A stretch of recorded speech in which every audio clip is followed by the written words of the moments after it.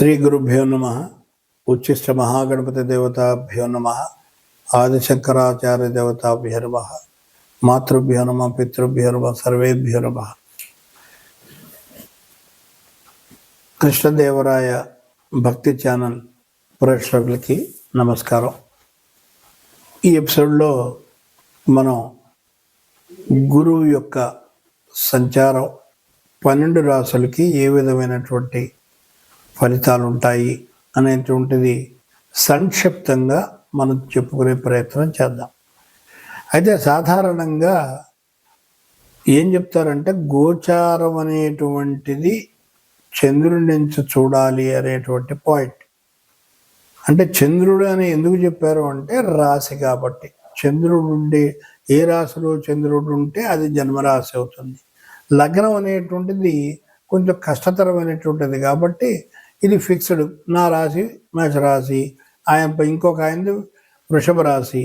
కాబట్టి ఈ గోచార ఫలాలు అనేటువంటిది మనం చెప్పడానికి వీలవుతుంది. అయితే ఇక్కడ ముఖ్యంగా చెప్పుకోదగ్గ విషయం ఏంటంటే గురువు యొక్క సంచారం ఒక్కొక్క రాశిలో ఒక సంవత్సర కాలం ఉంటుంది. అయితే సంవత్సర కాలం అంతా కూడా మీరు 12 రాసుల వాళ్ళకి చెడు కానీ మంచి జరుగుతుందా? నో, అలా జరగదు. ఆ వ్యక్తికి ఆ గ్రహానికి సంబంధించినటువంటి దశ భుక్తి అంతర సూక్ష్మ ప్రాణదశలు జరుగుతూ ఉన్నప్పుడు మాత్రమే జరుగుతుంది. అప్పుడు కూడా చంద్రుడు అలాగే రవి యొక్క గోచారం కూడా చూసుకోవాలి. ఇది కట్టుదిట్టమైనటువంటి ఒక గోచార నియమం. ఇక మనం ఇవాళ మాట్లాడుకున్నట్టయితే మనం చెప్పేది ఇది ఒక సూచన మాత్రమే. నేనేదో భయపడిపోయి ఏదో చేసేస్తారు అలాంటివి ఏమి మీరు భయపడక్కలేదు. మీకు ఏదన్నా ఉంటే కూడా సంక్షిప్తంగా ఏం చేయాలో కూడా దానికి నేను ఆ రాశుల వాళ్ళకు కూడా చెప్పేస్తాను. కాబట్టి అది చేసుకుంటే సరిపోతుంది. ఇక మొట్టమొదటి రాశి మేషరాశి. ఇందాక చెప్పుకున్నట్టుగా గురువు సంచార ఫలం అనేటువంటిది పలానా రాశిలో వచ్చినప్పుడు ఆ వ్యక్తికి వివాహం జరుగుతుంది, లేదా పలానా వ్యక్తికి ఉద్యోగం వస్తుంది, పలానా వ్యక్తికి ట్రాన్స్ఫర్ అవుతుంది, లేదా పలానా వ్యక్తి ఇల్లు కట్టుకుంటాడు, లేదా పలానా వ్యక్తికి సంతానం కలుగుతుంది. ఇలాంటి వివరాలన్నీ కూడా చాలా చక్కగా మనం గోచార ఫలాల్లో చెప్పవచ్చు. అయితే ఇక్కడ పెద్ద చిక్కు ఏమిటంటే మీడియాలో అన్నీ మనం మాట్లాడుకోవడానికి సమయానుకూలం. అది మెయిన్ పాయింట్. కాబట్టి ఏం చేస్తామంటే ఒక సూచనగా మాత్రమే చెప్పి వదిలేస్తాం. ఎందుకంటే ప్రతివాడికి దశ భుక్తి అంతరం సూక్ష్మం ప్రాణం ఇవన్నీ చేయాలంటే చాలా కష్టం. కాబట్టి మేము ఒక్కొక్క రాశిలో ఉండేటువంటి కాలంలో ఆ వ్యక్తి ఏవేంటి ఇబ్బందులు గురవుతాడు, ఏవేంటి మంచి ఫలితాలను పొందుతాడు, ఈ రెండింటినీ సమన్వయం చేసుకో. అందరికీ మంచి జరగాలని లేదు, అందరికీ చెడు జరగాలని.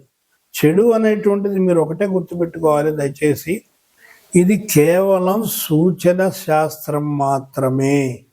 అంతేగాని ఇది ఉంది కాబట్టి ఇది ఇలా జరుగుతుంది ఎవరన్నా చెబితే 200% రాంగ్. అది ఇది ఒక సూచన శాస్త్రం. అంటే ఫలాంది జరగవచ్చు, జరుగుతుంది, తస్మాత్ జాగ్రత్త. ఇందాక మనం చెప్పుకున్నట్టుగా.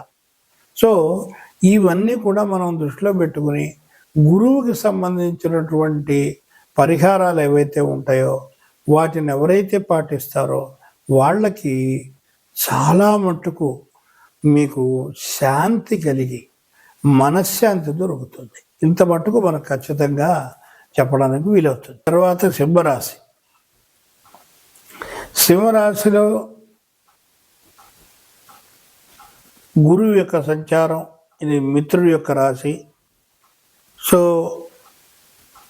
ఇక్కడ నుంచి తన పంచమ దృష్టిని స్వస్థానం మీద, అంటే రాస్యాత్ పంచమం, సప్తమ దృష్టి సప్తమ స్థానం మీద రాస్యాత్తు, అలాగే నవమ దృష్టి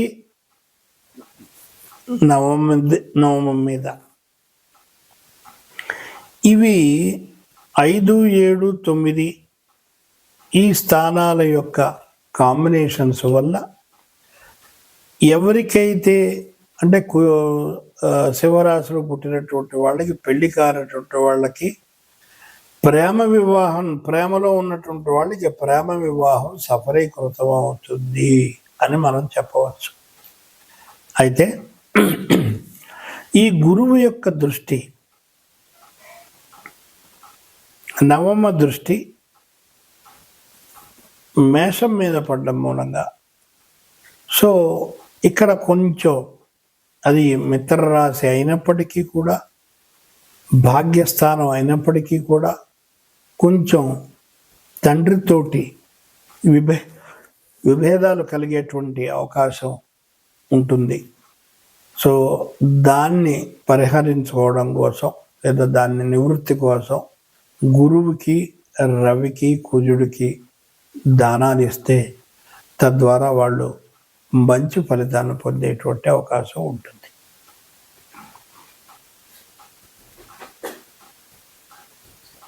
ఇంకా ఇక్కడ పంచమం అన్నప్పుడు వ్యాపారంలో ఎవరైతే పెట్టుబడులు పెట్టారో వాళ్ళకి లాభాలు వచ్చేటువంటి అవకాశం బాగా కనిపిస్తున్నాయి. అంటే టర్న్ ఓవర్ అనేటువంటిది బ్రహ్మాండంగా ఉండి వాడు ఒక దగ్గర వ్యాపారం మొదలు పెడితే 10 స్థానాల్లో వృద్ధి చెందుతాడు వాడు. అది గురువు సూచిస్తున్నాడు ఈ రాశి వాళ్ళు. చివరిగా సంక్షిప్తంగా 12 రాశులకి గురు సంచారంలో చేయవలసినటువంటి పరిహార క్రియలు. 1 గురు చరిత్ర పారాయణం, 2 సాయిబాబా చరిత్ర చదవడం, 3 గురువుకి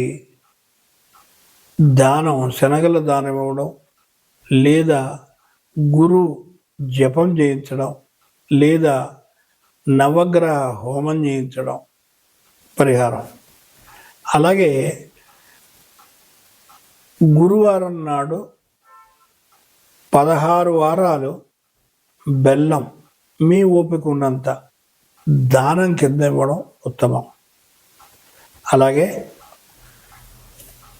ఎవరికైతే డయాబెటీస్ అనేటువంటి బాధతో ఎక్కువగా బాధపడుతుంటారో వాళ్ళు మెంతులు 1 స్పూను నీళ్ళల్లో రాత్రి నానబెట్టుకొని ఉదయం వాటిని కంప్లీట్గా మింగేయాలి. అలా మీరు 40 రోజులు చేసినట్టయితే మీ యొక్క షుగర్ కంట్రోల్లోకి వచ్చేస్తుంది. ఇది చాలా చెప్పదగినటువంటి మహత్తరమైనటువంటి మందు. అలాగే ఆయుర్వేదంలో డయాకాన్ K4 అనేటువంటి ఒక మందు ఉన్నది. ఆయుర్వేదం మాత్రమే, అలోపతిలో లేదు. ఇది తీసుకున్న వాళ్ళకి చాలా కంట్రోల్ వస్తుంది. అది కొంచెం కాస్ట్లీ, 3000 దాకా ఉంటుంది. 30 మాత్రలు ఉంటాయి. రోజుకి 2 చొప్పున వేసుకోవాలి. అది మీకు కంట్రోల్ చేస్తుంది.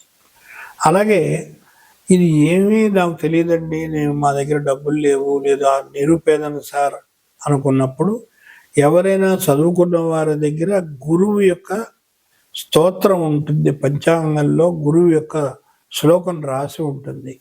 ఎన్నిసార్లు చేయాలి, ఎన్ని వేల సార్లు అని మీరు డైలీ 108 సార్లు చొప్పున ఆ గురువు యొక్క మంత్రాన్ని మీరు చెప్పిస్తూ ఉండడం చాలా చెప్పదగినటువంటి విషయం. కాబట్టి ఈ విషయాలన్నిటినీ కూడా, ఇంకొక విషయం ఏంటంటే అన్నిటికంటే ప్రధానమైనది మనస్సు. ఈ మనస్సు మీద ఈయన యాక్ట్ చేస్తాడు కాబట్టి మనస్సును కంట్రోల్ పెట్టుకుంటే ఆటోమేటిక్గా ఈయన కంట్రోల్ అవుతాడు. అంటే ఏంటి అర్థం? ఈ గురువు ఏం చేస్తాడు, అబ్బా ఎంత బాగుంది, ఇంకా కాస్త నెయ్యి వేయండి, ఇంకాస్త నెయ్యి వేయండి, వాడికి ఏమవుతుంది, కొవ్వు పెరుగుతుంది. ఆ సంవత్సరం ఉంటాడు కాబట్టి ఆ సంవత్సరంలో కొవ్వే పెరిగేది. సో అప్పుడు ఏం చేయాలి, మనం కంట్రోల్గా తీసుకోవాలి. ఆవు నెయ్యి వాడుకోవాలి, ఆవు నెయ్యిని కూడా కంట్రోల్గా వాడుకోవాలి. అంటే ఇవన్నీ ఏంటి, మనం చేయవలసినటువంటి కర్మలు. ఇది పౌరోహితుడు చేసేటువంటి కర్మలు మనం చెప్పేసుకున్నాం. కానీ నేనంటూ చేయవలసిన ధర్మం ఉంది, అది కూడా చెప్పడం జరిగింది. సర్వే జనా సుఖినో భవంతు, సర్వే సుజనా సుఖినో భవంతు. ఓం తత్సత్.